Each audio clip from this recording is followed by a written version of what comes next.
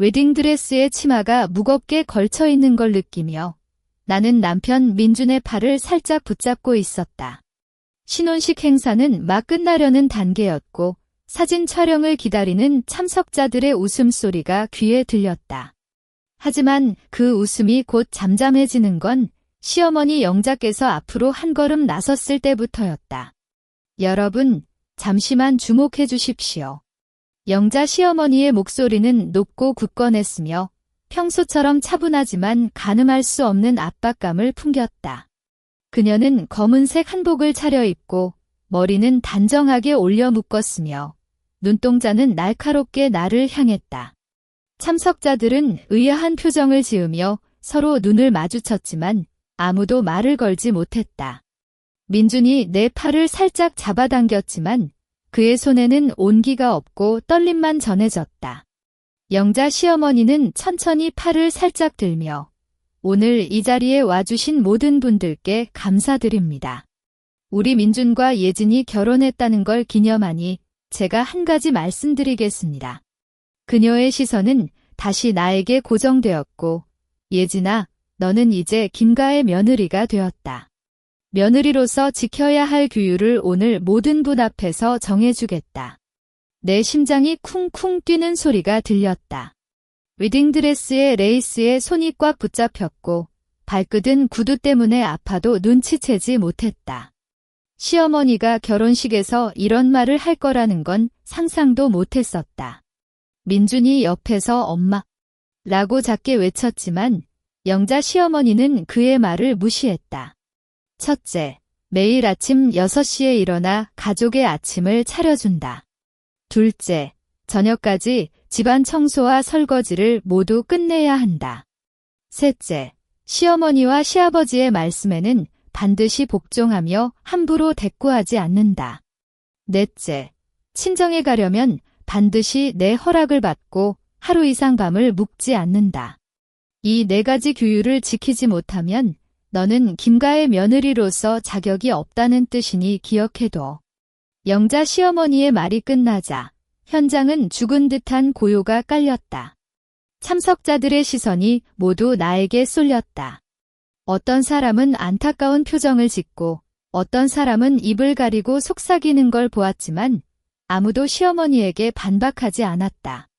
나는 이 모든 걸 느끼면서도 갑자기 입가에 미소를 지었다. 네, 시어머니. 알겠습니다. 모두 지킬게요. 내 목소리는 예상보다 차분했고 그 미소는 자연스럽게 나왔다. 영자 시어머니의 눈에 살짝 의아함이 섞였지만 곧 다시 차가운 표정으로 변했다. 민주는 나를 놀란 눈으로 바라보았지만 아무 말도 할 수 없었다. 나는 민준의 팔에서 손을 떼고 천천히 주석으로 걸어갔다. 웨딩드레스 치마가 바닥에 살짝 스치며 소리를 냈지만 그 소리조차 이 고요한 현장에서는 작게 들렸다. 주석에 앉은 뒤 나는 앞을 바라보았다.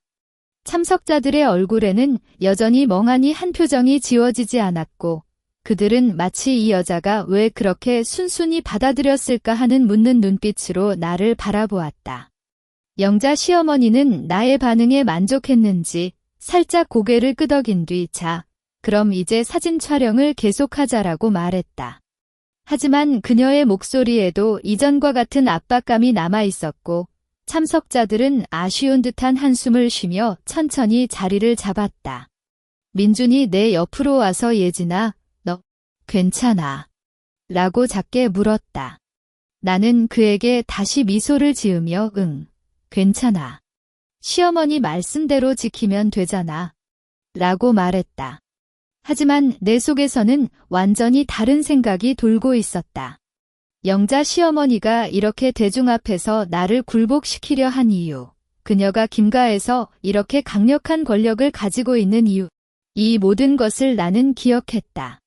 그리고 이제부터 나의 게임이 시작되는 것이다.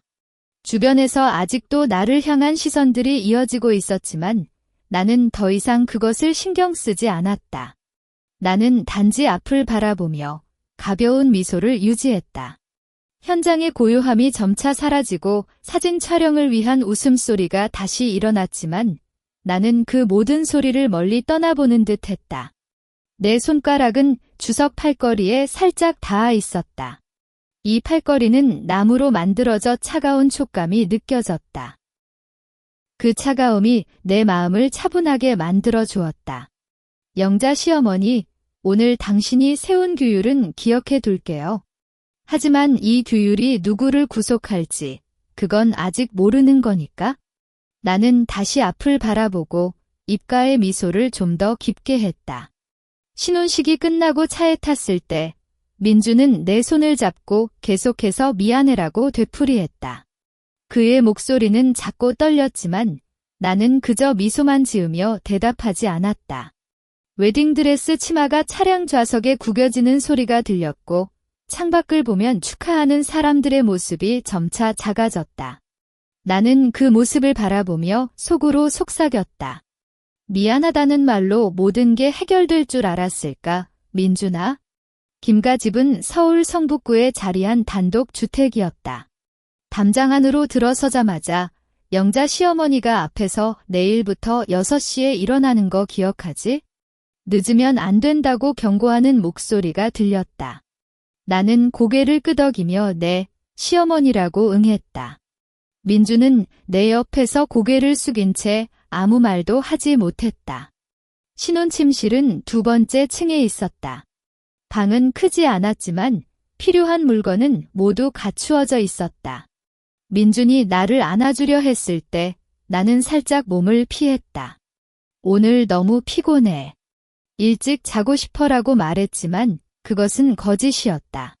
내 마음속에는 아직 신혼식에서의 시어머니 모습이 선명하게 남아 있었고 그 모습이 분노를 자극했다. 민주는 눈에 아쉬움을 담은 표정을 지었지만 그래, 그럼 잘 자라고 말하며 침대의 다른 쪽에 누웠다. 어두운 방에서 그의 숨소리가 점차 규칙적으로 들려왔지만 나는 잠을 이룰 수 없었다. 천장에 그려진 달력의 날짜를 바라보며 나는 영자 시어머니가 세운 규율을 하나하나 떠올렸다. 6시 기상, 아침 준비, 집안 청소, 이 모든 게 단순한 며느리의 본분이 아니라 나를 굴복시키려는 수단일 뿐이었다. 새벽 6시, 핸드폰 알람이 정확히 울렸다. 나는 잠시 눈을 감았다가 빨리 일어나려고 몸을 일으켰다. 아직 어두운 방에서 웨딩드레스 대신 평상복인 민소매 상의와 긴 치마를 입었다. 옷장에 걸린 옷들은 대부분 검은색이나 짙은 베이지색이었고 화려한 색감 하나 없었다. 이것이 김가 며느리로서 입어야 할 옷이라는 걸 나는 이제야 실감했다. 아래층 부엌으로 내려가자 영자 시어머니가 이미 거기 서 있었다. 그녀는 아직 한복을 입고 있으며 늦지 않았으니 다행이다. 냉장고에 재료가 있으니 김치찌개와 밥, 계란 후라이를 해라고 명령했다. 나는 고개를 끄덕이고 냉장고를 열었다. 냉장고 안에는 김치, 고기, 채소 등이 잘 정리되어 있었지만 어떤 재료가 어디에 있는지 모르는 나는 헤맸다. 빨리 해. 시아버지와 민준이 곧 일어날 거다라고 시어머니가 뒤에서 재촉했다. 나는 급히 김치찌개를 끓이기 시작했고 팔이 살짝 타도 눈치채지 못했다. 수돗물의 차가움과 가스레인지의 열기가 뒤섞인 촉감이 느껴졌고 이 모든 게 나의 복수 계획을 더욱 단단하게 만들었다. 어디서 요리해봤어? 라고 시어머니가 물었다. 외가에서 가끔 해봤어요라고 나는 대답했다. 그녀는 그래? 그럼 맛은 나올지 모르겠다고 비웃는 듯한 말을 했다. 나는 그 말을 무시하고 계속해서 요리를 했다.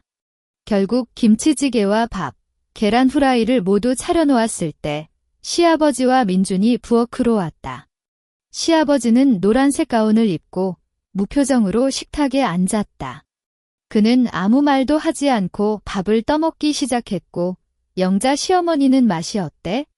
라고 묻자 그럭저럭이라고 짧게 대답했다. 민주는 나를 바라보며 괜찮아. 피곤하지? 라고 작게 물었지만 나는 고개만 끄덕였다. 아침 식사가 끝나자 시어머니는 이제 설거지하고 방 청소, 거실 청소도 해. 오후에는 세탁도 해야 해라고 명령했다. 나는 네, 시어머니라고 응하고 설거지를 시작했다. 물과 접촉한 손이 차갑게 느껴졌지만 나는 세심하게 그릇을 닦았다. 이 과정에서 나는 주방의 구석진 곳에 잠겨있는 작은 서랍을 발견했다. 서랍의 잠금은 작고 금속으로 되어 있었고 아마도 중요한 물건이 들어있을 거라고 생각했다. 설거지를 끝내고 청소를 시작했다. 거실에는 큰 책장이 놓여 있었고 책장 안에는 주로 영어책과 경제 관련 책들이 있었다. 이는 김 씨가 경제적으로 안정된 환경에 있었다는 증거였지만 아까 본 잠긴 서랍이 궁금했다. 나는 청소를 하면서 집안의 각 구석을 살펴보았다. 김 씨 집은 겉으로는 단순한 가정처럼 보이지만 속으로는 모르는 비밀이 숨겨져 있을 거라는 직감이 들었다. 오후 세탁을 하던 중 사촌 부인인 은주가 왔다. 그녀는 30살 초반의 나이였고 활기차게 예진아, 첫날이라 힘들지? 라고 말하며 나에게 다가왔다.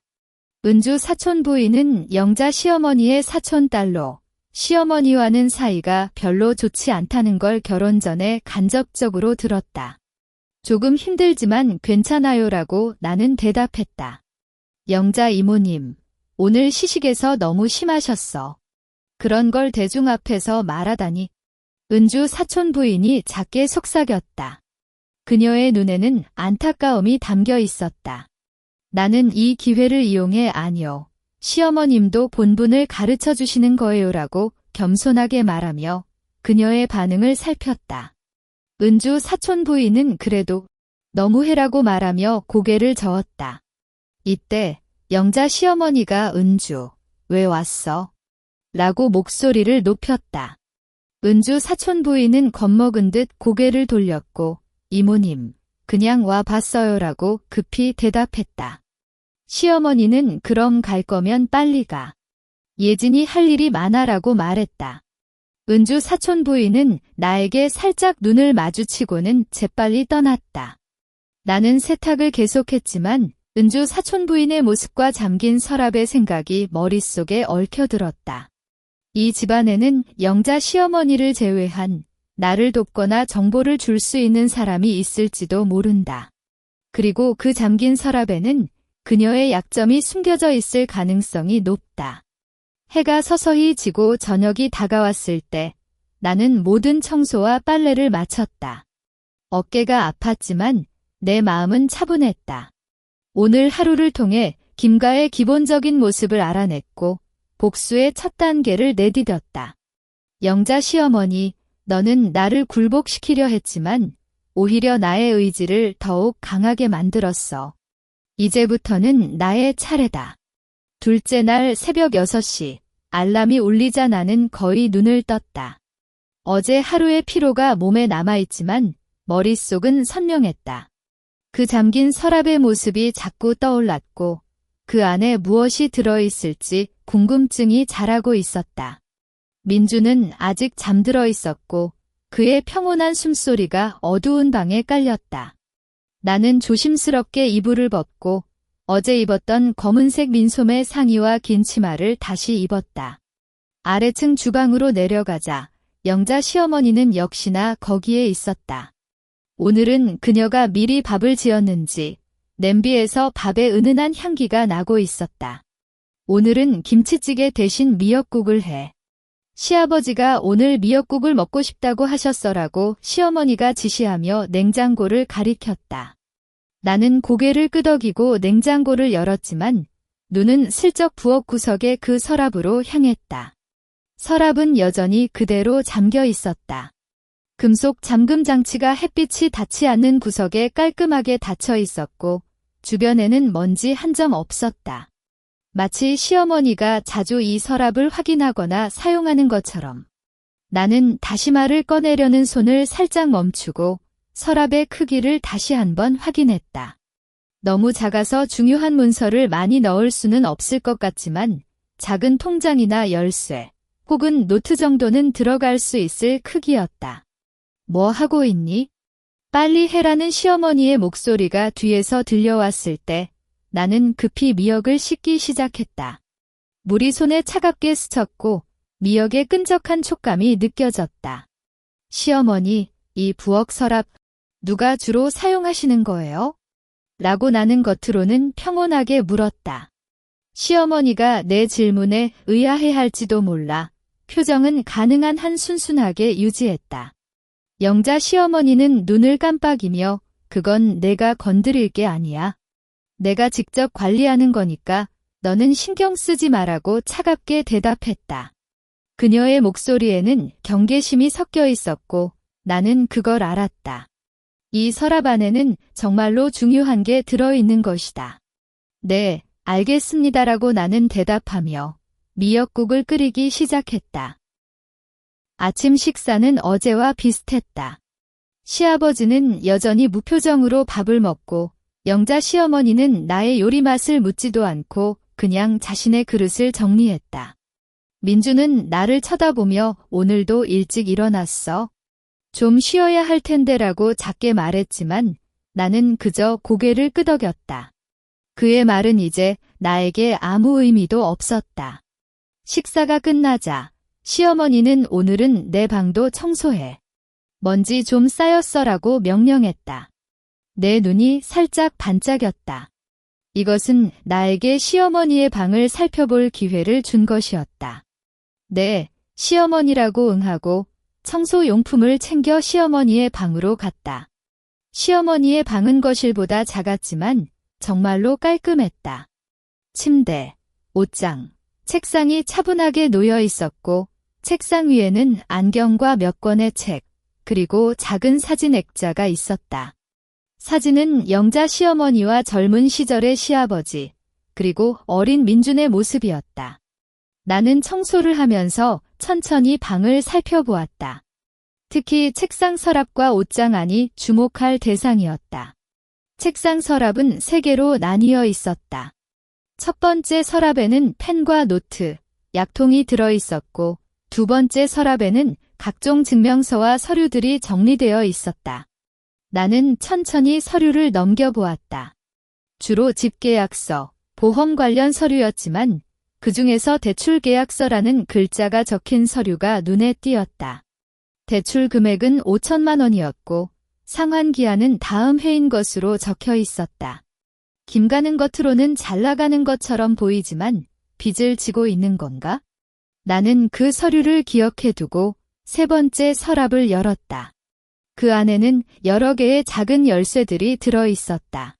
원형, 사각형, 삼각형, 다양한 모양의 열쇠들이 있었고 나는 그 중에서 부엌 서랍의 잠금 장치에 맞을 만한 작은 원형 열쇠를 발견했다. 나는 심장이 살짝 빠르게 뛰기 시작했다. 이 열쇠가 맞을까? 나는 열쇠를 손에 쥐고 촉감을 확인했다. 금속의 차가움과 작은 홈이 느껴졌다. 어때? 아직 안 끝났어. 시어머니의 목소리가 문 밖에서 들려왔다. 나는 급히 열쇠를 원래 자리에 놓고 곧 끝납니다. 시어머니라고 대답했다. 시어머니는 문을 살짝 열고 빨리 해. 나중에 시장에 가야 해라고 말한 뒤 다시 갔다. 나는 한숨을 쉬고 남은 청소를 빨리 마쳤다. 옷장 안에는 주로 한복과 정장이 들어 있었고 특별한 건 없었다. 하지만 방을 청소하며 얻은 정보는 중요했다. 김가가 대출을 받았다는 사실, 그리고 부엌 서랍에 맞을 만한 열쇠가 시어머니 책상 서랍에 있다는 사실. 다시 부엌으로 돌아왔을 때 시어머니는 가방을 챙기며 나에게 이제 너는 집안 청소를 마저 끝내. 나는 시장에 다녀올게라고 말했다. 네, 시어머니라고 대답하고 나는 시어머니가 문을 열고 나갈 때까지 기다렸다. 문이 닫히는 소리가 들리자 나는 재빨리 시어머니 방으로 가서 그 작은 원형 열쇠를 가져왔다. 주방의 그 서랍 앞에 서서 나는 열쇠를 자물쇠 구멍에 넣었다. 살짝 돌렸을 때 딱 하는 작은 소리가 났다. 잠금이 풀렸다. 나는 서랍을 천천히 열었고 그 안을 들여다보았다. 서랍 안에는 작은 통장 2권과 노트 1권이 들어 있었다. 통장의 은행 이름은 각각 달랐고 하나는 저축통장, 다른 하나는 체크카드 통장이었다. 저축통장의 잔액은 겨우 10만 원이었고 체크카드 통장은 마이너스 300만 원이었다. 노트에는 여러 사람의 이름과 금액, 날짜가 적혀 있었다. 박 선생님 50만, 이 사장 100만, 3월 15일 상환. 이는 시어머니가 남에게 빌린 돈을 기록한 것 같았다. 김가는 정말로 재정위기에 처해 있었다. 영자 시어머니가 왜 그렇게 강압적으로 나를 통제하려 했는지 이제 조금 이해가 갔다. 그녀는 가정의 위기를 감추고 나를 통해 더 많은 노동력을 확보하려는 것일 수도 있고 심지어 나의 외가를 이용하려는 생각도 할 수 있었다. 나는 통장과 노트를 제자리에 놓고 서랍을 다시 잠갔다. 열쇠는 시어머니 책상 서랍에 돌려놓았다. 이제 나는 영자 시어머니의 약점을 하나 알아냈다. 재정 문제. 이것이 바로 나의 복종을 깨뜨릴 첫 번째 무기가 될 것이다. 문을 열고 들어오는 소리가 들렸다. 시어머니가 시장에서 돌아온 것이다. 나는 마치 아무것도 모르는 척 부엌 바닥을 닦고 있었다. 시어머니가 청소 다 됐어? 라고 묻자 네, 거의 다 됐습니다라고 대답했다. 그녀는 나를 한번 쳐다본 뒤 냉장고를 열었다. 내 속에서는 미소가 번졌다. 영자 시어머니, 내 비밀을 알게 됐어. 이제부터는 나의 게임이 본격적으로 시작된다. 시어머니가 시장에서 사온 재료를 정리하는 동안 나는 거실 청소를 마쳤다. 햇살이 거실 창문을 통해 쏟아져 들어오고 카페트에 먼지가 날리는 모습이 눈에 보였다. 나는 솔로 천천히 카페트를 쓸었지만 머릿속은 아까 발견한 통장과 노트의 내용으로 가득 차 있었다.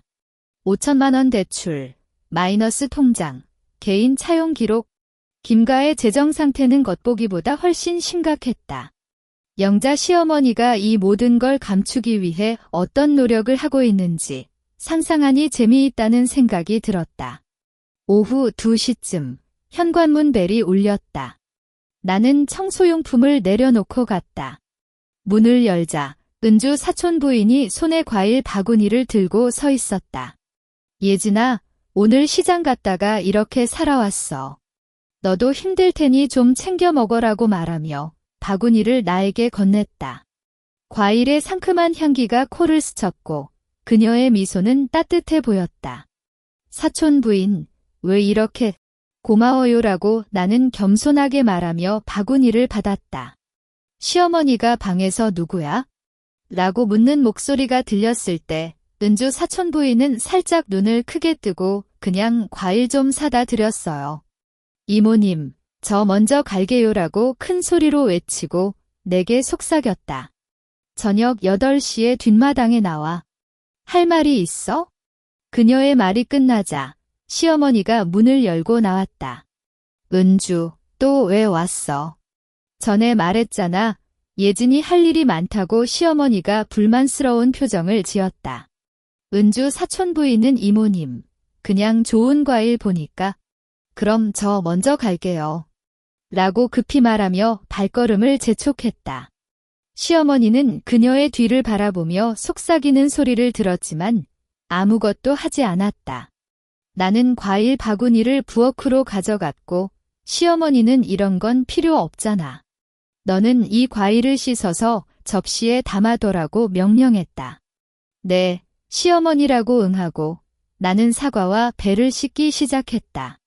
물에 잠긴 과일이 차갑고 시원했고 은주 사촌 부인이 속삭인 말이 계속해서 머릿속에 맴돌았다. 저녁 8시, 뒷마당. 그녀가 무슨 말을 할까? 오후는 세탁과 옷다림질로 시간을 보냈다. 시어머니는 방에서 TV를 보고 있었고 시아버지는 사무실에 갇혀 있었다. 민주는 회사에서 아직 오지 않았고 집안은 평온하지만 숨겨진 긴장감이 흐르고 있었다. 나는 옷을 다리는 동안 뒷마당의 위치와 시어머니의 방 위치를 확인했다.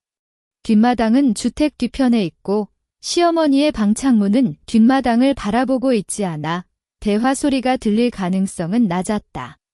저녁 7시, 민준이 돌아왔다. 그녀는 안경을 쓰고 피곤한 표정을 짓고 있었다. 오늘도 일찍 일어났어? 너무 피곤하지 않아? 라고 민준이 나에게 말했지만 나는 괜찮아요라고 짧게 대답했다. 저녁 식사는 시어머니가 직접 요리했고 나는 그릇만 차려놓는 일만 했다.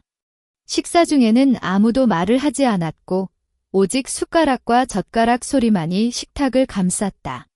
8시가 되자 나는 시어머니, 저 화장실 좀 다녀올게요라고 말하며 뒷마당으로 갔다. 뒷마당에는 작은 정원이 있고 토마토와 오이를 키우는 화분이 놓여 있었다.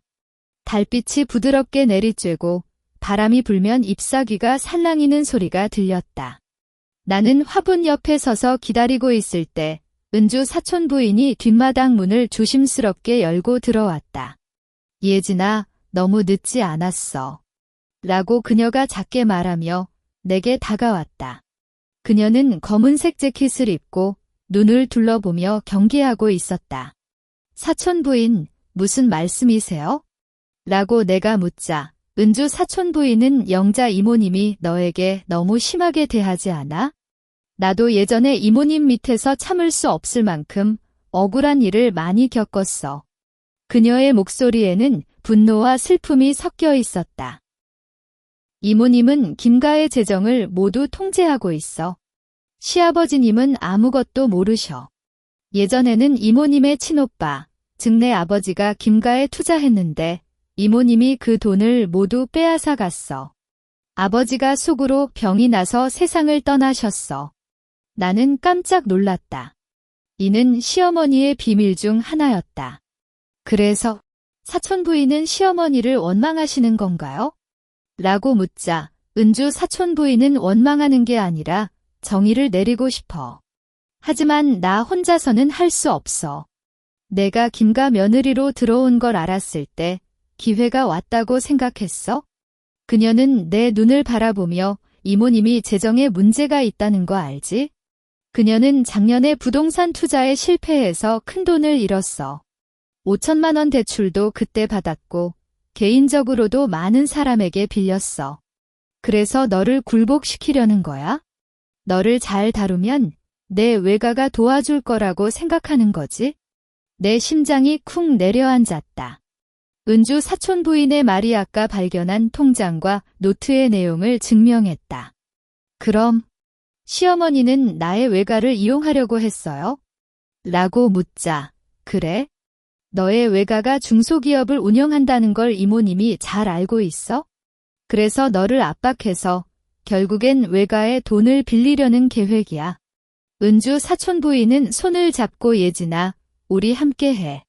이모님의 죄를 밝히고 그녀가 빼앗은 걸 되찾아야 해.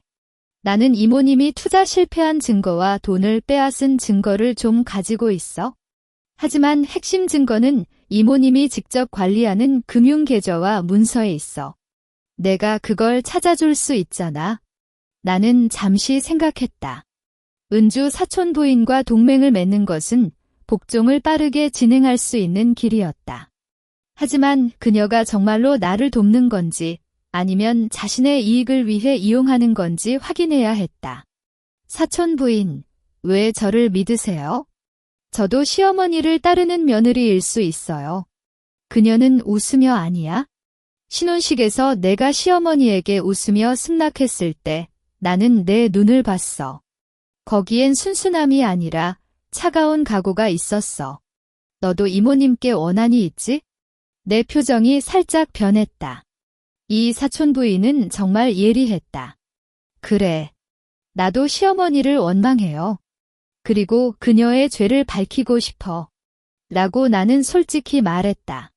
은주 사촌 부인은 기쁜 표정을 지으며 그럼 딜. 이제부터 우리는 동료야. 너는 이모님 방과 부엌 서랍을 더 자세히 살펴봐. 금융계좌 번호나 추가적인 대출 서류, 혹은 투자 실패 관련 서류가 있을 거야. 나는 내가 가지고 있는 증거를 정리해서 너에게 줄게. 그녀의 말이 끝나자 현관문이 열리는 소리가 들렸다. 누가 거기 있어? 라는 시어머니의 목소리가 들려왔다. 은주 사촌 부인은 빨리 숨겨. 나가서 막을 개라고 말하며 뒷문으로 달려갔다. 나는 급히 토마토 화분 뒤에 숨어서 시어머니가 은주 사촌 부인을 쫓아가는 모습을 보았다. 은주야, 너 왜 이렇게 밤에 여기 있니? 뭘 하려고? 시어머니가 분노한 목소리로 외쳤다. 은주 사촌 부인은 이모님, 그냥 공기가 좋아서 좀 걸어 다녔어요. 그럼 갈게요. 하고 급히 말하며 달아났다. 시어머니는 그녀의 뒤를 바라보며 이러네. 라고 속삭인 뒤 나를 찾아보았다. 예진아, 너 왜 여기 있어? 화장실 갔다고 말했잖아. 라고 시어머니가 묻자 나는 천천히 나와 시어머니 뒷마당 공기가 좋아서 좀 쉬고 있었어요. 혹시 시어머니도 함께 쉬시겠어요? 라고 미소를 지었다. 시어머니는 의아한 표정을 지었지만 아니야. 들어가. 추워질 테니까라고 말하며 내 앞을 지나갔다. 나는 뒤를 따라 들어갔지만 내 마음은 들떠 있었다. 동맹이 결성되었다. 은주 사촌 부인의 정보와 나의 관찰력이 합쳐지면 영자 시어머니의 비밀을 모두 밝혀낼 수 있을 것이다. 그리고 그녀가 세운 압제적인 규율과 재정 부정 행위를 통해 김가에서 완전히 자유를 얻을 수 있을 것이다. 영자 시어머니, 이제 너의 적이 2명이 되었다. 너의 비밀을 조금씩 파헤쳐 나갈게. 그때까지 기다려봐. 다음 날 아침, 부엌에서 김치찌개를 끓이고 있었다. 시어머니는 나를 바라보며 오늘 저녁에 내 부모님을 불러오자라고 갑자기 말했다. 내 손이 살짝 멈췄다. 냄비에서 솟아오르는 증기가 안경에 서려 시야가 흐릿해졌지만 나는 표정을 가만히 유지했다. 시어머니, 왜 갑자기? 라고 겉으로는 의아해하는 척 물었다. 너희 부모님과 한번 이야기 나눠야 할 게 있어? 김씨 집안과 내 외가가 앞으로 잘 지내려면 서로 이해해야 하지 않겠니? 라고 시어머니는 당연한 듯이 말하며 커피를 따르는 손을 멈추지 않았다. 그녀의 눈에는 어떤 감정도 없었고 마치 단순한 가족 모임을 제안하는 것처럼 보였다. 하지만 나는 알았다. 이것은 그녀가 내 외가에게 돈을 빌리려는 첫 단계였다. 네, 시어머니. 저녁에 연락해 보겠습니다라고 나는 순순히 응했다. 민준이 부엌으로 들어왔을 때 시어머니는 민준아, 오늘 저녁 부모님, 되가를 불렀어. 저녁 식사 함께 해라고 말했다. 민준은 깜짝 놀랐지만 네, 엄마라고 고개를 끄덕였다. 그의 표정에는 아무런 의문도 없었고 마치 시어머니의 모든 명령이 당연하다는 듯이 받아들였다. 오후, 시어머니는 나에게 내 부모님께 이 말 좀 전해줘. 김가가 최근에 사업 확장을 하려고 하는데 잠시 자금이 부족해서 5천만 원을 빌리려고 해. 이 돈은 다음 해까지 확실히 갚아준다라고 명령했다. 5천만 원. 그녀가 빌린 대출 금액과 똑같았다. 나는 네, 시어머니. 잘 전해드리겠습니다라고 대답하며 손가락으로 스마트폰 화면을 스윕 터치했다. 은주 사촌 부인에게 보낸 메시지는 시어머니가 외가에 5천만 원 빌리려고 함. 저녁 외가 모임에서 행동 시작이었다. 곧바로 답장이 왔다. 잘 알겠어. 너는 겉으로는 순순히 따라하되 부모님께 시어머니의 재정 상태를 암시해. 나는 시어머니의 투자 실패 증거를 정리해서 너에게 보낼게. 저녁 6시 부모님이 김씨 집에 왔다. 아버지는 검은색 정장을 입고 진지한 표정을 짓고 있었고 어머니는 베이지색 코트를 입고 나를 걱정하는 눈빛으로 바라보았다. 예진아, 너 잘 지내고 있어? 라고 어머니가 나에게 작게 물었지만 시어머니가 먼저 오셨어요. 형님, 누나? 식사 준비됐으니 앉아주세요라고 말하며 자리를 안내했다. 식탁에는 다양한 음식이 차려졌다. 시어머니는 마치 평소처럼 친절하게 부모님께 음식을 챙겨주고 형님, 누나, 오늘 이 자리에 모인 건 중요한 이야기 나누려고 해라고 말했다. 그녀의 표정은 친절했지만 목소리에는 은은한 압박감이 느껴졌다. 김가가 최근에 경기가 좋은 사업에 투자하려고 하는데 자금이 조금 부족해서 예진 부모님께 5천만 원을 빌려주시면 정말 감사하겠습니다. 내년까지 꼭 갚아드리겠습니다. 아버지는 잠시 술잔을 내려놓고 영자 씨, 김가 사업 상태는 어떤데요? 갑자기 이렇게 큰 금액을 빌리다니? 라고 의문을 제기했다. 시어머니는 아이 참, 형님. 겉으로는 잘 나가는 것 같지만 사업 확장하려면 이 정도 자금은 필수예요. 우리 민준도 이 사업에 참여해서 미래를 위해 노력하려고 해요라고 말하며 민준을 가리켰다. 민준은 고개만 끄덕일 뿐 아무 말도 하지 못했다. 나는 이때 시어머니, 그런데 지난번 부엌 서랍에서 본 통장 잔액이 좀 적어 보였는데요. 사업 확장하시는데 정말 괜찮으세요? 라고 겉으로는 걱정스러운 척 말했다. 내 목소리는 작고 겁먹은 듯 했지만 시아버지와 부모님의 시선이 나에게 쏠렸다는 걸 느꼈다. 시어머니의 눈이 살짝 찌푸려졌다. 예진아, 내가 뭘 안다고? 통장 내용은 내가 관리하니까 너는 신경 쓰지 마. 하지만 시어머니가 요즘 자주 저녁에 전화로 돈 관련 이야기하는 게 들렸어요. 혹시 어려우시면 말씀하세요라고 나는 계속해서 말했다. 이는 은주 사촌 부인이 알려준 전략이었다. 겉으로는 걱정하는 며느리지만 속으로는 시어머니의 재정 문제를 드러내는 것이다. 시어머니의 얼굴이 살짝 붉어졌다. 예진아, 너 오늘 왜 그래? 그런 건 함부로 말하지 마. 라고 분노를 감추려 했지만 목소리가 살짝 높아졌다. 시아버지는 영자, 정말로 재정에 문제가 있으면 솔직히 말해. 가족끼리 숨기려고 뭐 해라고 처음으로 시어머니에게 말했다. 그의 목소리는 평온했지만 무게감이 느껴졌다. 아버지는 영자 씨, 5천만 원은 적지 않은 금액이에요. 김 씨 집안의 재정 상태를 좀 더 자세히 알려주시면 우리도 도울 수 있는지 생각해 볼 수 있어요라고 말했다. 시어머니는 아이차, 형님. 그런 건 없어요. 그냥 사업 확장용이니까. 라고 말하려 했지만 나는 스마트폰을 살짝 꺼내 은주 사촌 부인이 보낸 증거 사진을 아버지에게 보였다. 사진에는 시어머니의 투자 실패로 인한 손해 금액을 적은 문서와 여러 사람에게 빌린 돈을 기록한 노트 사본이 있었다. 아버지는 사진을 보고 눈을 크게 뜨고 영자 씨, 이게 무슨 거예요? 투자 실패로 1억 이상을 잃으셨어요. 라고 충격받은 표정을 짓는다. 시어머니는 사진을 보고 얼굴이 하얗게 변했다.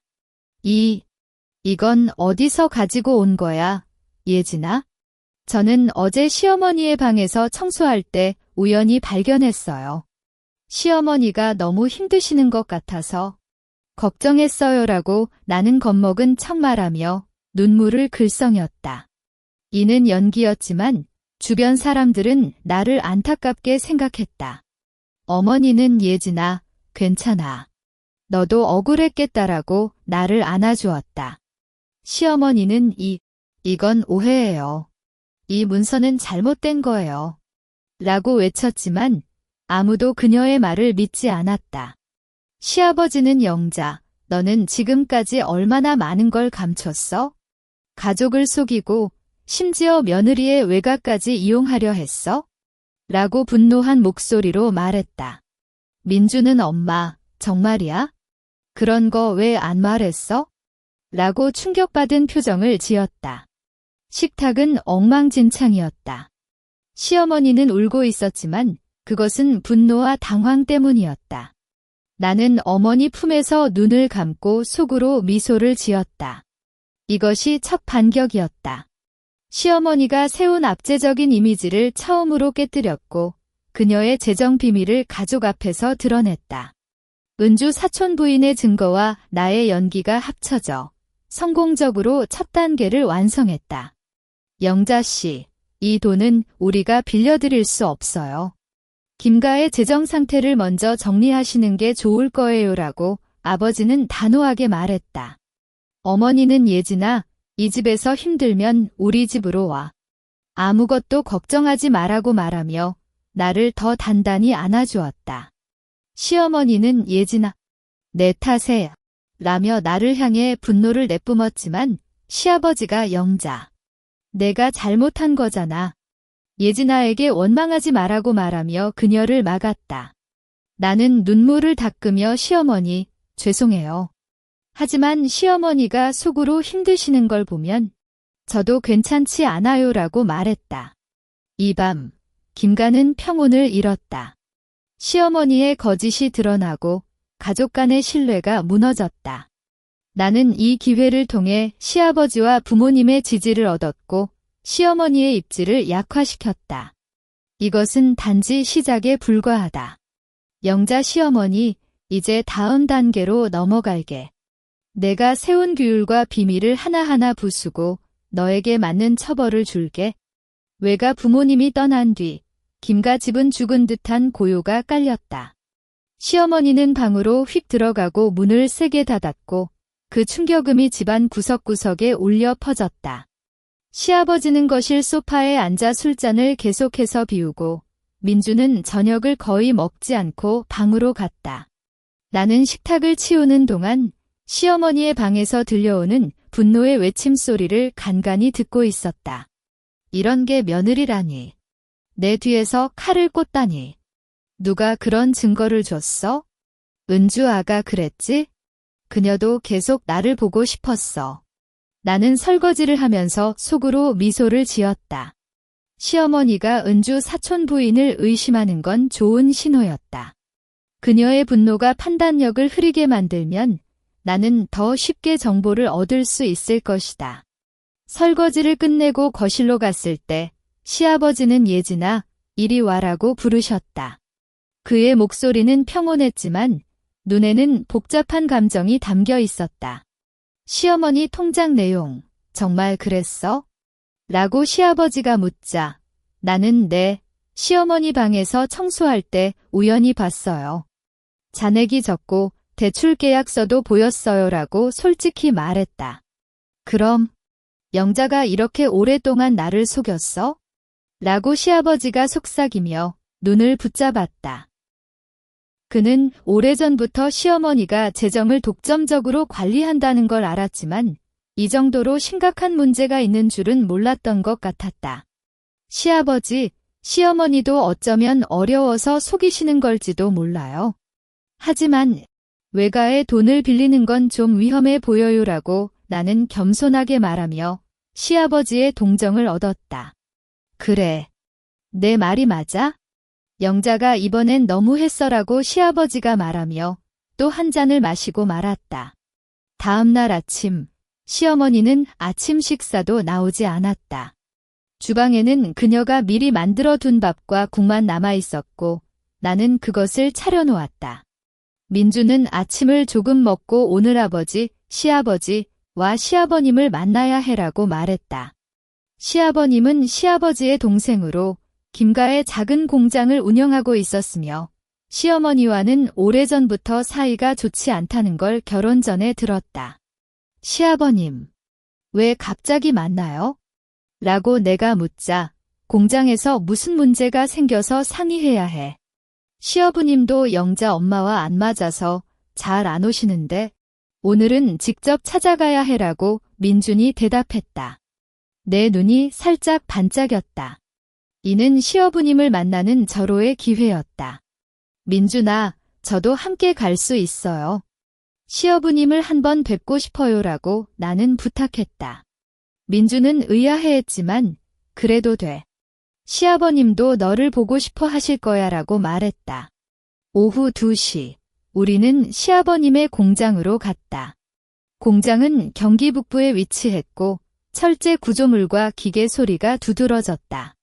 시어부님은 50대 후반의 나이였고 그을린 피부에 수염이 자란 뒤로 갔으며 강인한 분위기를 풍겼다. 민준아, 왔어. 이분이 예진네. 라고 시어부님은 나에게 웃으며 말했다. 네, 시어부님. 처음 뵙겠습니다라고 나는 절하며 말했다. 시아버님은 영자가 너에게 심하게 굴지 않았어? 그녀 성격 알잖아라고 직접적으로 말했다. 그의 말에서 시어머니에 대한 불만이 드러났다. 시아버님, 그건 그래도 시어머니는 본분을 가르쳐 주시는 거예요라고 나는 겉으로는 순순히 말하며 그의 반응을 살폈다. 민준이 시아버지와 공장 문제를 상의하는 동안 나는 공장 안을 둘러보았다. 사무실 벽에는 시아버지와 가족의 사진이 걸려 있었고 책상 위에는 공장 관련 문서와 신문이 놓여 있었다. 예진아, 좀 와봐라고 시아버지가 나를 불렀다. 민주는 이미 밖으로 나갔고 사무실에는 나와 시아버지만 남았다. 영자가 너에게 어떻게 대하는지? 솔직히 말해봐라고 시아버님이 진지한 표정으로 묻자 나는 잠시 고민한 뒤 시어머니는 며느리로서 해야 할 일을 가르쳐 주시지만 가끔 너무 강압적이시고 재정 관련해서도 감춰주시는 것 같아요라고 말했다. 시아버님은 그래, 그녀가 항상 그래. 돈 때문에 모든 걸 다룬다. 내 형, 시아버지도 그녀에게 못 이기고 민준도 그녀를 무서워해라고 분노를 토해냈다. 시아버님, 그런데 시어머니가 투자 실패로 큰 돈을 잃었다는 거 알고 계세요? 그리고 여러 사람에게 빌린 돈도 많고 외가에까지 빌리려고 했어요라고 나는 핵심을 말했다. 시아버님의 눈이 살짝 커졌다. 투자 실패. 얼마나 잃었어? 적어도 1억 이상이에요. 그리고 대출도 5천만 원 받았어요. 지금 김가는 재정이 매우 심각해요라고 나는 은주 사촌 부인이 제공한 정보도 덧붙였다. 시어부님은 의자에 기대어 이 녀석 정말 끝이 없구나라고 속삭였다. 그의 표정은 분노로 가득 찼다. 나는 예전부터 영자가 재정을 잘못 관리한다는 걸 알았어. 하지만 이 정도면 너무하다. 그녀는 김가를 망치려고 하냐? 스승님, 저도 이렇게 계속해서는 안 된다고 생각합니다. 하지만 혼자서는 아무것도 할 수 없어요라고 나는 속삭이며 시어머니를 바라보았다. 그는 잠시 생각한 뒤 예진아, 너는 뭘 원해? 영자를 제압하려고? 라고 직접적으로 묻자 나는 아뇨. 그저 김가가 평온하게 지내고 시어머니도 자신이 한 잘못을 알고 고쳐주길 바랄 뿐이에요. 하지만 시어머니는 계속 속이려고 해요라고 말했다.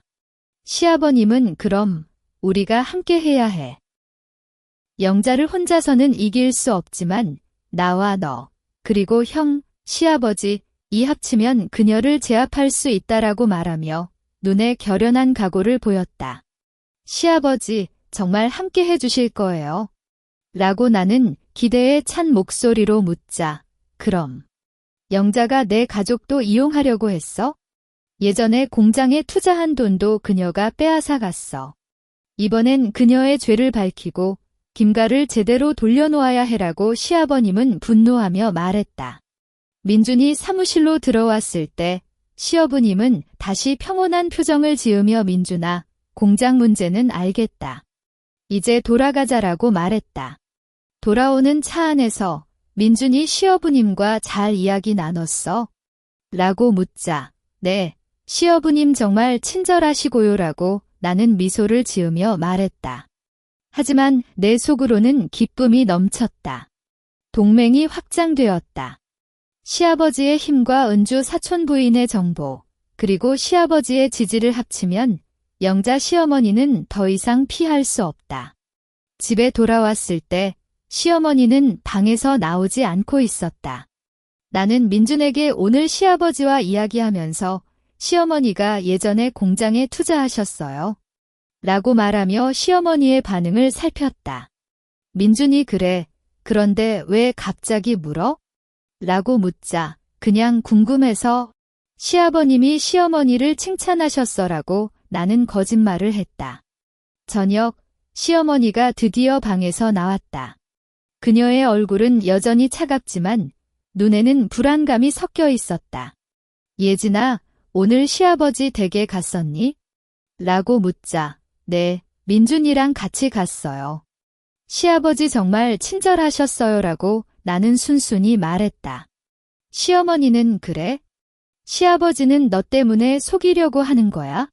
너는 그를 믿지 말라고 경고했지만 나는 알았다. 그녀는 이미 불안해하고 있었다. 이 밤, 나는 은주 사촌 부인에게 시어부님과 동맹 결성. 이제 세 사람이 함께 해라고 메시지를 보냈다. 곧 답장이 왔다. 정말? 그럼 좋아. 이제 영자 이모님은 끝장이야. 내가 가지고 있는 증거를 정리해서 다음 주에 너에게 주겠어. 나는 침대에 누워 천장을 바라보았다. 영자 시어머니, 이제 동료가 3명이 되었다. 내 비밀과 속임수를 하나하나 파헤쳐 나갈 거야. 그리고 내가 세운 억압적인 규율을 모두 부수고 김씨 집안에서 너를 제대로 처벌할 거야. 이제 내 막다른 길이 보이기 시작했다. 은주 사촌 부인의 메시지가 새벽 5시에 왔다. 오늘 오후 2에서 4시, 영자 이모님이 시장에 갔다가 은행에 갈 거야. 이 시간이 증거 확보 최적기. 그녀의 방 서랍에 가족 재산관리 파일이라는 노란색 폴더가 있을 거야. 거기에 모든 게 담겨 있어.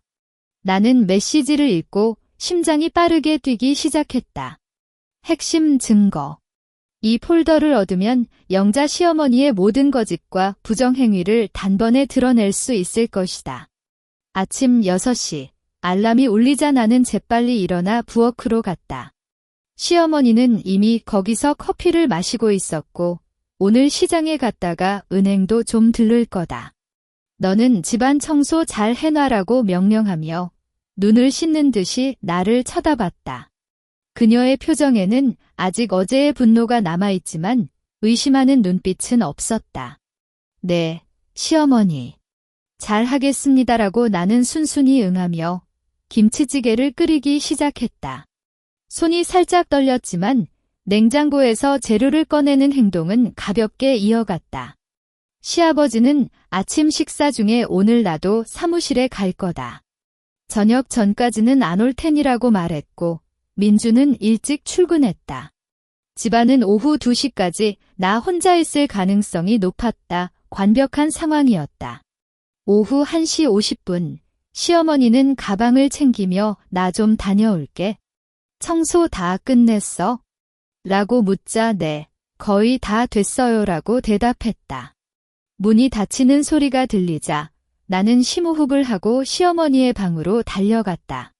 방문은 잠겨 있지 않았고 나는 살며시 문을 열었다. 시어머니의 방은 여전히 깔끔했지만 책상 위에는 여러 서류가 엉켜 있었다. 나는 책상 서랍을 하나씩 열어보았다. 첫 번째 서랍은 펜과 노트, 두 번째는 증명서, 세 번째는 작은 열쇠들 이전에 본 그대로였다. 은주가 말한 노란색 폴더는 어디 있을까? 나는 긴장하며 옷장을 살펴보고 침대 밑도 뒤져봤지만 찾을 수 없었다. 아니, 어디에 있지? 라고 속으로 긴장하며 책상 뒤편의 작은 옆 서랍을 열었다. 그곳에는 먼지가 좀 쌓여 있었고 바닥에 노란색 폴더가 꼭 들어맞게 놓여 있었다. 가족 재산관리 파일 글씨는 검은색으로 적혀 있었고 폴더는 살짝 구겨져 있었다. 나는 폴더를 꺼내자 심장이 쿵 내려앉았다. 무게감이 느껴졌다.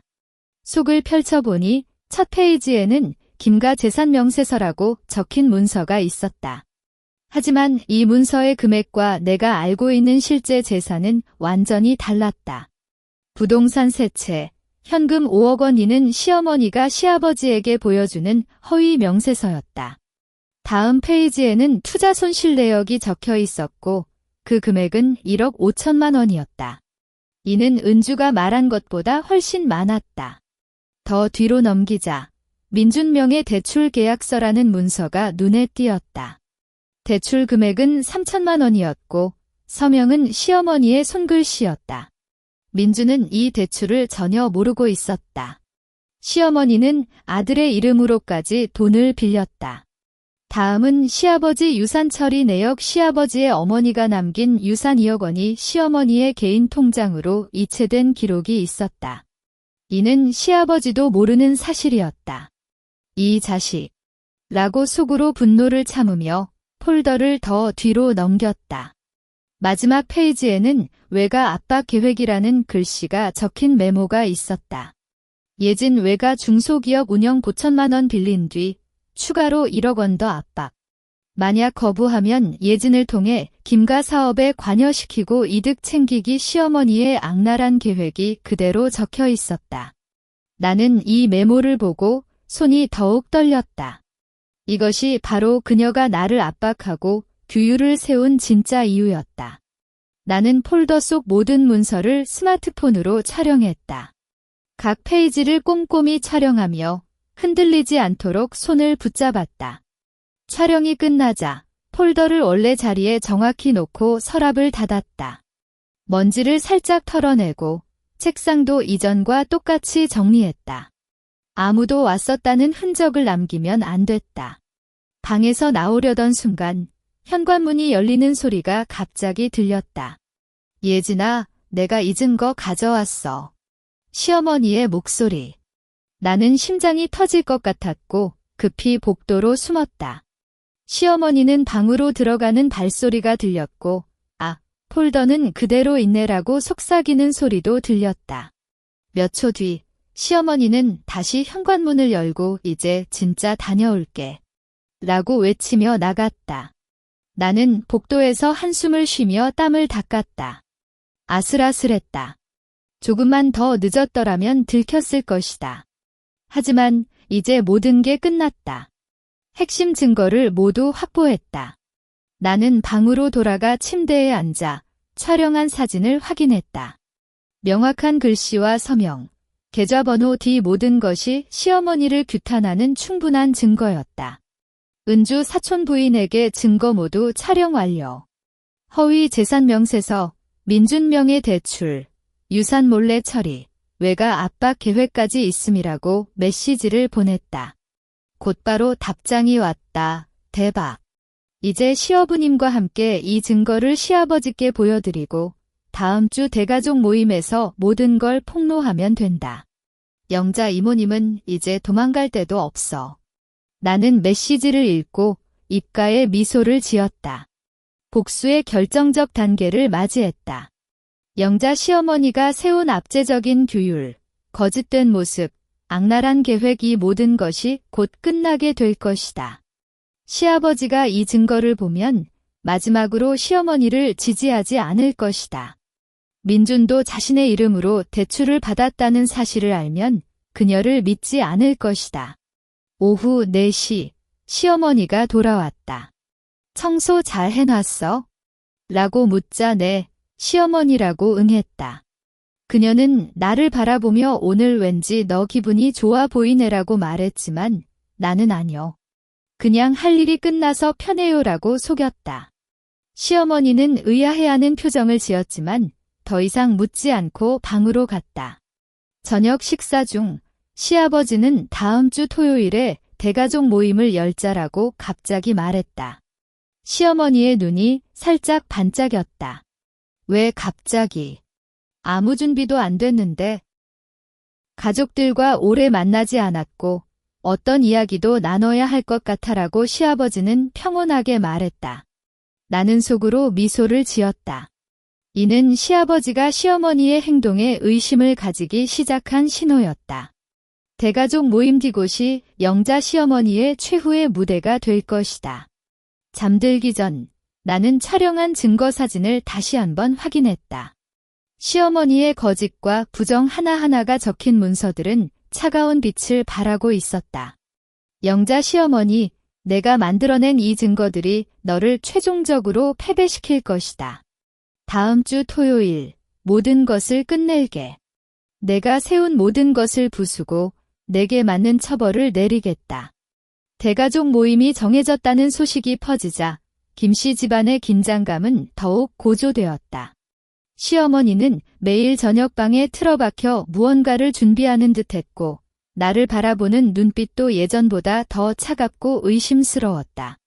나는 겉으로는 평소처럼 집안일을 열심히 하면서도 속으로는 은주 사촌 부인과 시어부님과의 연락을 계속 유지했다. 대가족 모임에서 시아버지부터 설득하고 다른 가족들에게 증거를 보여주면 된다. 은주가 보낸 메시지가 머릿속에 떠올랐다. 모임 전날 저녁, 시어머니는 나를 거실로 불렀다. 그녀는 소파 중앙에 앉아 있었고 앞에는 나를 위해 준비한 참기름 차가 놓여 있었다. 불빛이 그녀의 얼굴을 어둡게 비추었고 눈동자는 검은 구멍처럼 나를 바라보고 있었다.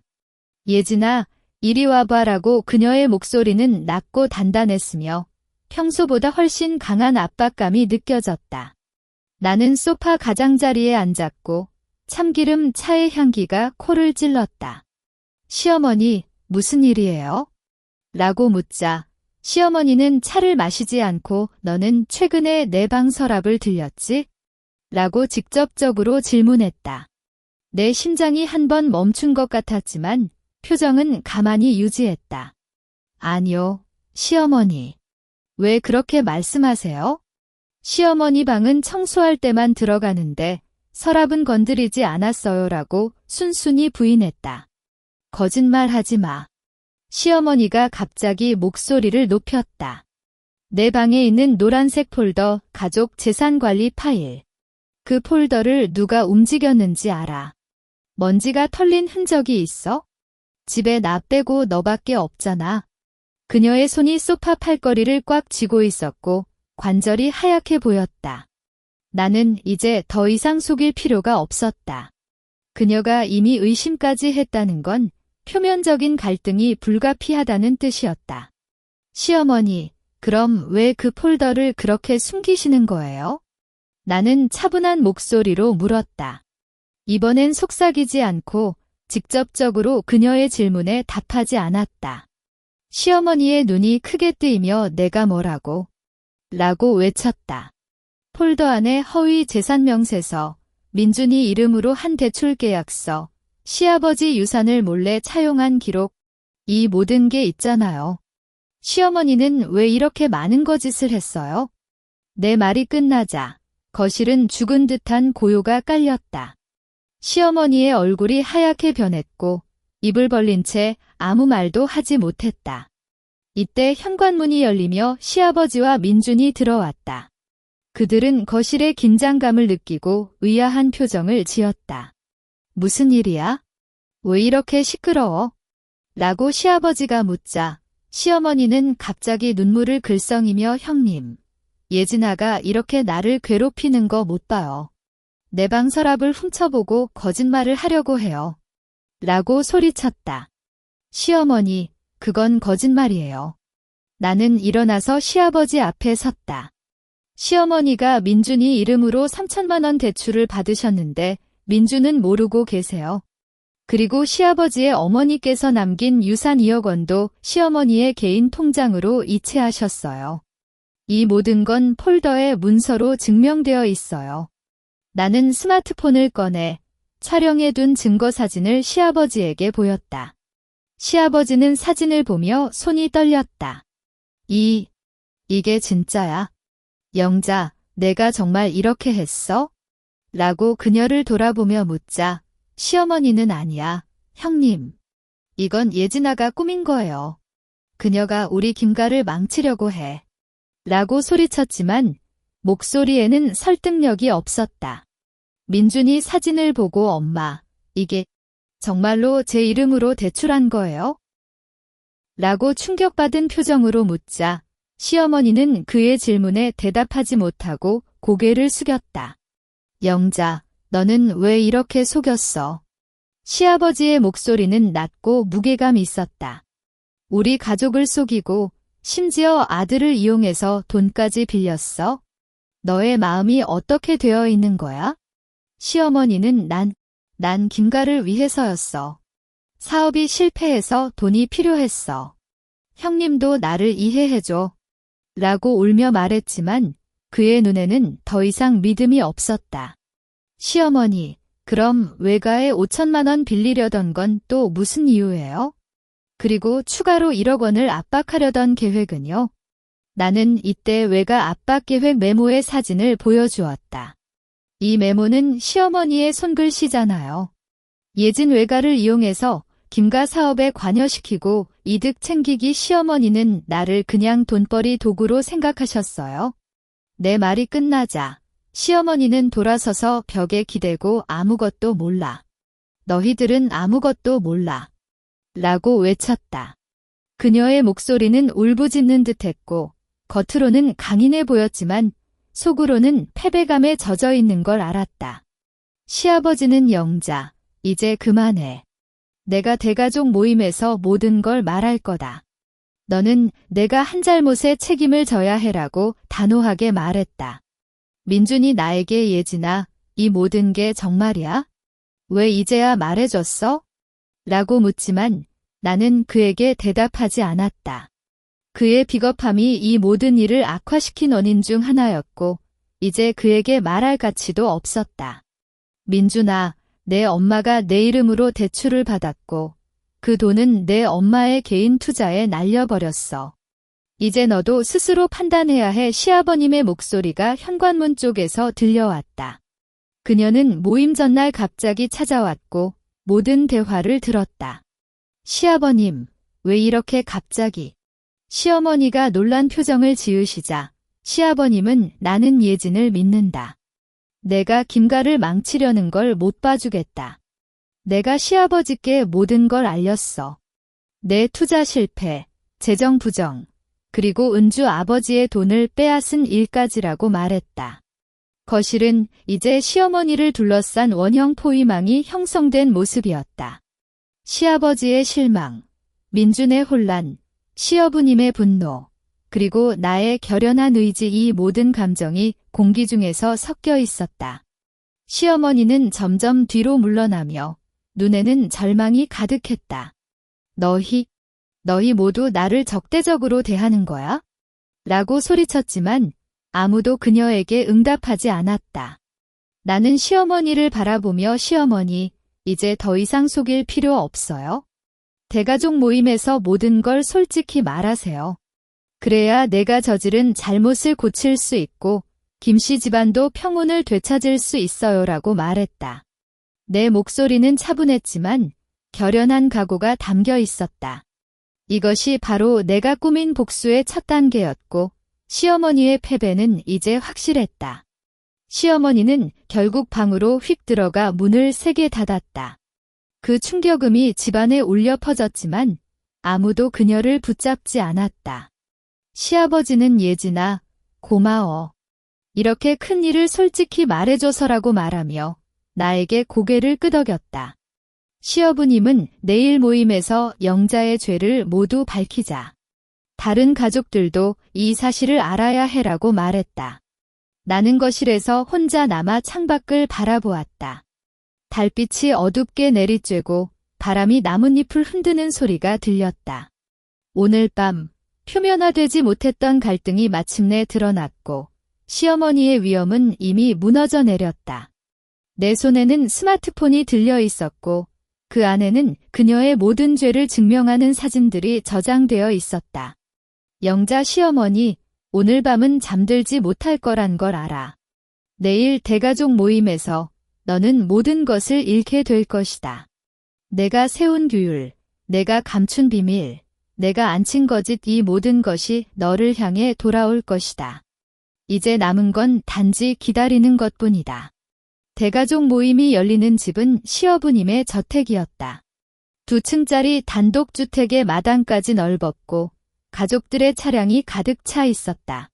나는 민준과 함께 갔고 시어머니는 앞서 출발해 이미 저택에 도착해 있었다.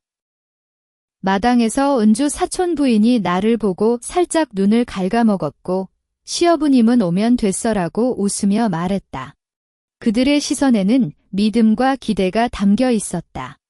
안으로 들어가자 거실과 부엌에 가족들이 모여 있었다.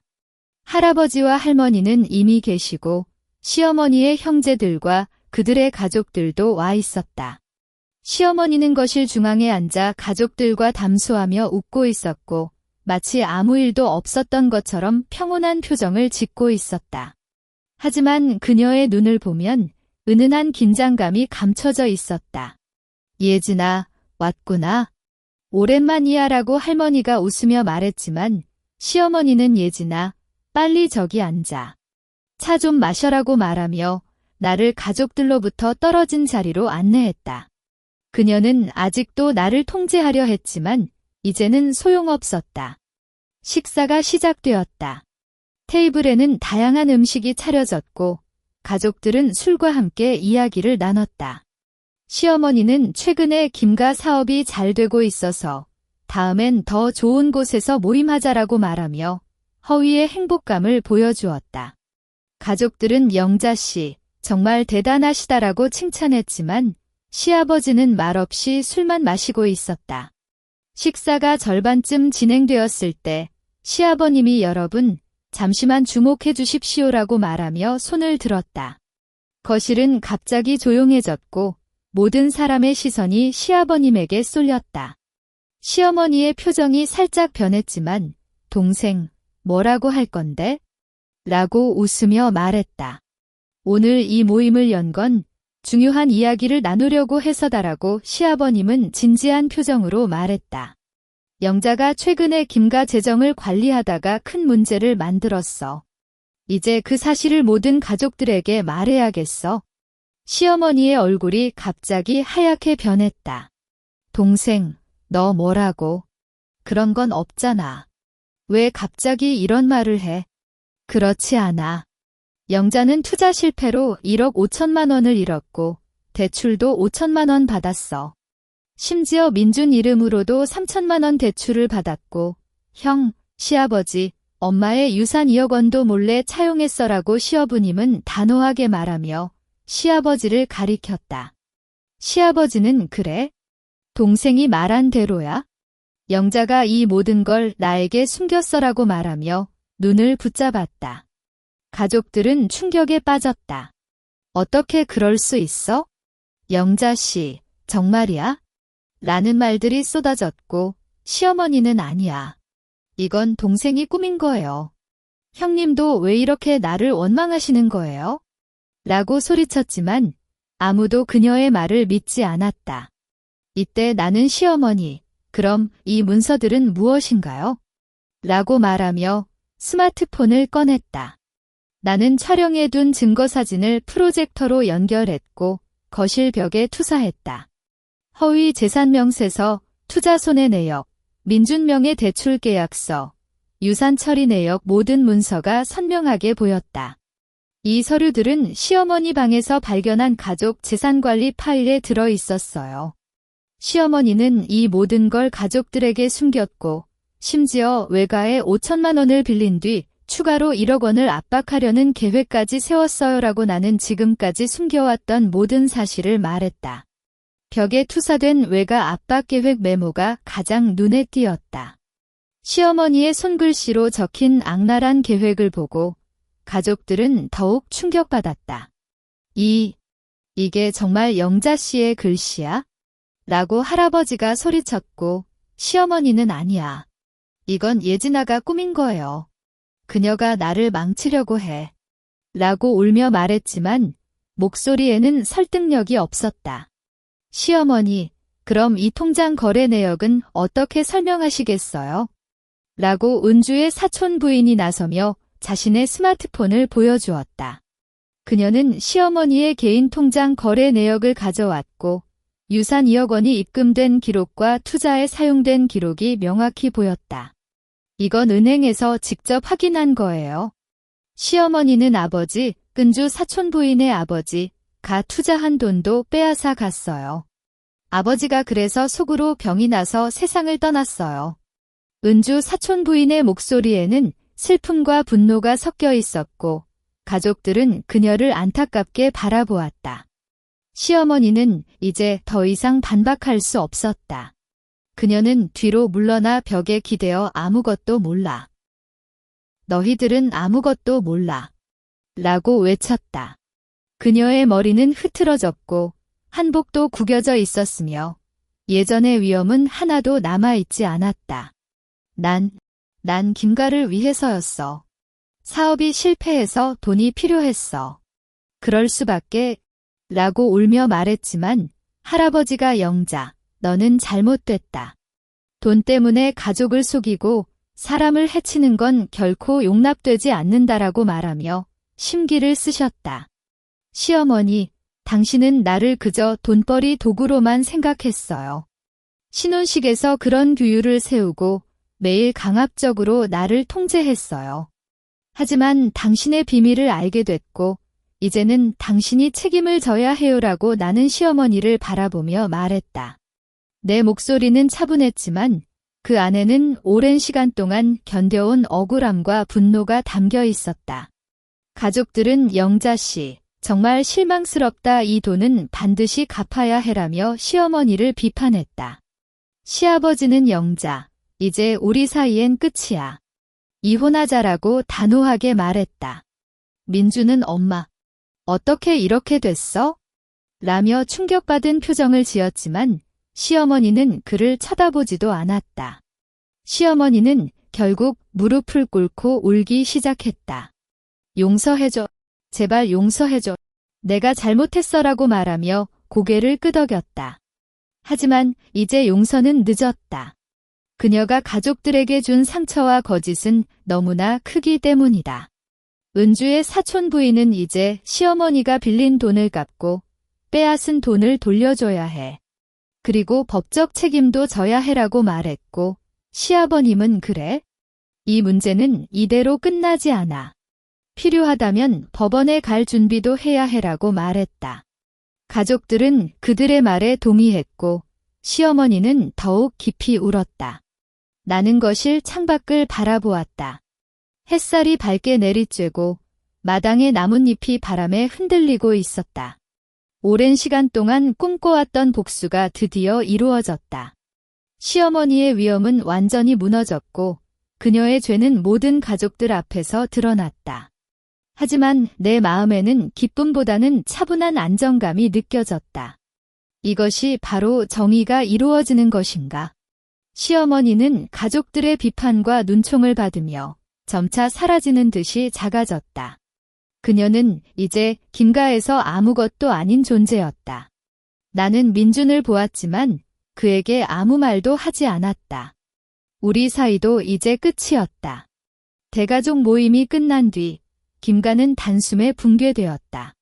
시어머니는 가족들의 압박으로 인해 빌린 돈을 갚기 위해 부동산을 매각했고 민준 명의 대출은 민준과 함께 상환하기로 했다.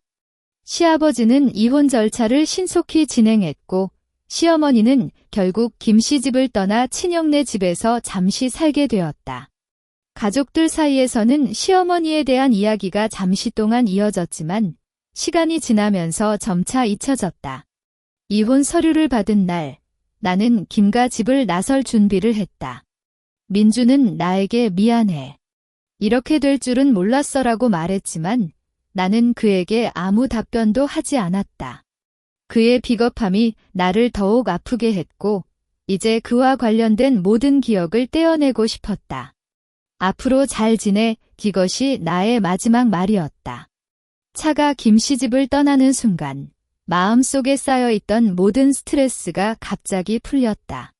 창밖을 보니 예전에는 압박감만 느껴졌던 길이 지금은 자유롭고 밝게 보였다. 어머니가 전화를 걸어왔다. 예진아, 잘 나왔니? 집에 와. 엄마가 맛있는 거 해줄게. 그녀의 목소리는 따뜻했고 눈물이 글썽였다. 외가집에 돌아온 뒤 나는 오랫동안 샤워를 했다. 김씨 집에서 받았던 모든 억울함과 아픔을 물로 씻어내는 것처럼. 어머니는 나를 안아주며 괜찮아.